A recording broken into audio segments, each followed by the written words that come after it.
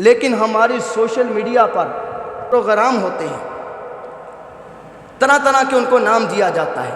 پہلے تو آپ یہ بات سمجھیں نا کہ آپ نے وہ وقت دیکھا ہوگا، کچھ مولوی جمع ہوتے تھے، مناظرے ہوا کرتے تھے، لوگوں میں یہ بات چلتی تھی کہ یار یہ فرقہ واریت پیدا کرتے ہیں۔ لیکن آج کل کیا ہوتا ہے، میڈیا کے اوپر بیٹھ کر کچھ جو دلوں کے اندر بغض رکھنے والے ہیں وہ جناب مولویوں کو اکٹھا کرتے ہیں، بٹھا کر جناب ایک عنوان لیا جاتا ہے، جناب اس پر گفتگو ہوتی ہے، اسی گفتگو کے اندر صحابہ کی گستاخی کی جاتی ہے۔ ابھی پچھلے ہفتے کے اندر ایک پروگرام کے اندر ایک بدبخت انسان، لعین انسان، بدکماش انسان جس کا نام یاسین قادری تھا، اس نے ایک پروگرام میں بیٹھ کر حضرت عثمان غنی رضی اللہ تعالیٰ عنہ کی گستاخی کی۔ میں نے کہا ایک مسلمان ہے،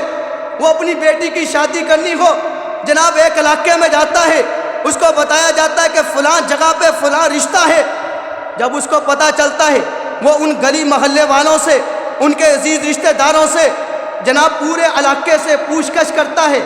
کہ یہ بندہ کیسا ہے، یہ بچہ کیسا ہے، یہ نوجوان اس کی سیرت کیسی ہے، یہ کہاں کہاں جاتا ہے،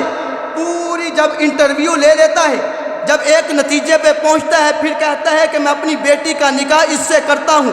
اب اگر جب نکاح ہو جائے اس کے بعد کوئی آ کر کہے او بھائی تیرا داماد یوں ہے، وہ فلاں فلاں غلط کام کرتا ہے، میں کہتا ہوں یہ بندہ کھڑا ہوگا، اس کو مارنا شروع کر دے گا، پولیس میں جا کر FIR درج کروائے گا۔ اور میرے عزیز دوستو، عثمان غنی وہ شخص ہے جو حضور علیہ السلام کا دوہرا داماد بنا۔ حضور نے ایک بیٹی نہیں 2 بیٹیاں ان کو اپنے نکاح میں دی گئے۔ میں نے کہا تو جائے دنیا کے لوگوں سے جا کر پوچھتا ہے کہ یہ انسان کیسا ہے، اور میں نے کہا حضور کی بیٹیوں کے نکاح تو خود اللہ کرتا ہے۔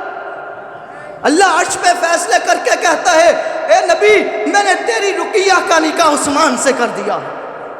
اے نبی میں نے تیری بیٹی ام کلثوم کا نکاح عثمان سے کر دیا ہے، اے نبی میں نے تیری بیٹی فاطمہ الزہرا کا نکاح علی المرتضیٰ سے کر دیا ہے۔ آج ہم عمران خان کی کوئی گستاخی کرے، کوئی نواز شریف کی کوئی گستاخی کرے، کوئی زرداری کی گستاخی کرے، کوئی مولوی فقیر کی پیر کی کوئی گستاخی کرے، ہم کھڑے ہو جاتے ہیں، ہم جناب احتجاج کرتے ہیں، لیکن ہمیں یہ علم نہیں کہ ہمارے نبی کے صحابہ کی گستاخی ہو رہی ہے،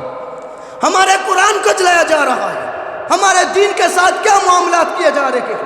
ہمیں کوئی علم نہیں۔ یہ پورا علاقہ ہے، پورے علاقے میں آپ جا کر پوچھ لیں کہ حضرت عثمان غنی کون تھے، خدا کی قسم کسی کو علم نہیں۔